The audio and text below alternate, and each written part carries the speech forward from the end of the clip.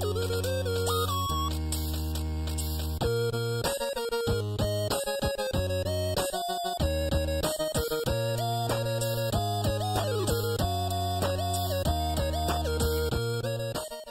à toutes, bonjour à tous, bienvenue sur Comics Party pour une nouvelle émission. Je suis très heureux de vous retrouver en ce dimanche pour parler aujourd'hui d'un comics culte que vous connaissez sûrement, Killing Joke. Et oui, il est sorti en version dématérialisée et il sort en DVD Blu-ray la semaine prochaine, le 3 août. Et on en parle aujourd'hui pour revenir sur les scènes et les moments cultes de ce comics, pour moi, bien évidemment.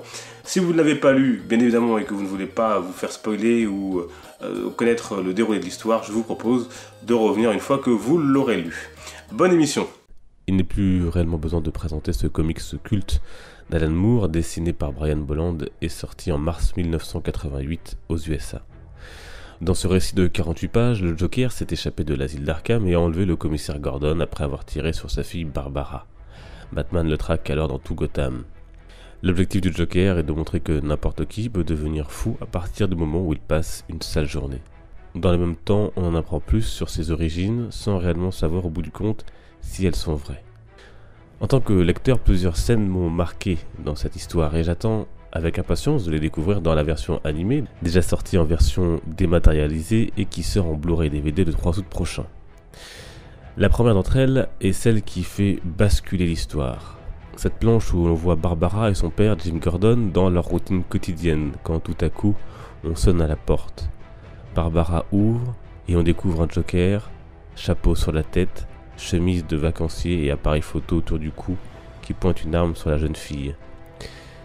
Elle a à peine le temps de réaliser que le Joker lui tire une balle.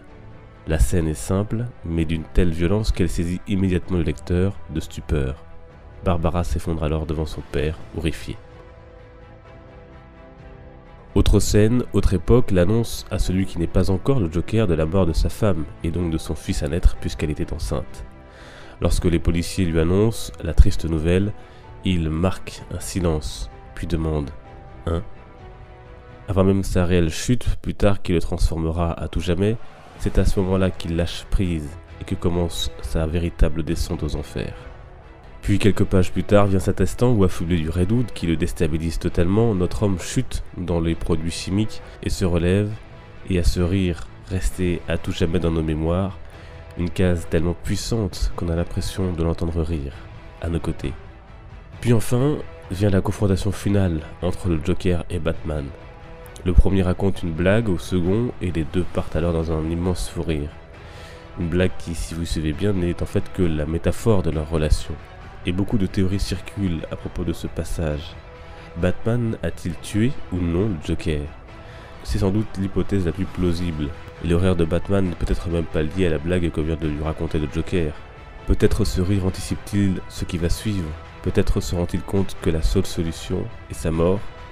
Il pose alors la main sur son épaule comme pour s'approcher un peu plus de sa victime. Puis ne reste qu'un seul rire avant que le silence ne se fasse et ne laisse entendre que les gouttes d'eau qui tombent au sol. Lui a-t-il brisé le cou? Une hypothèse renforcée par le fait que Batman semble dans cette histoire décidé à en finir. Mais personnellement, j'aime à penser que non. Que Batman n'a pas franchi le pas, comme toujours.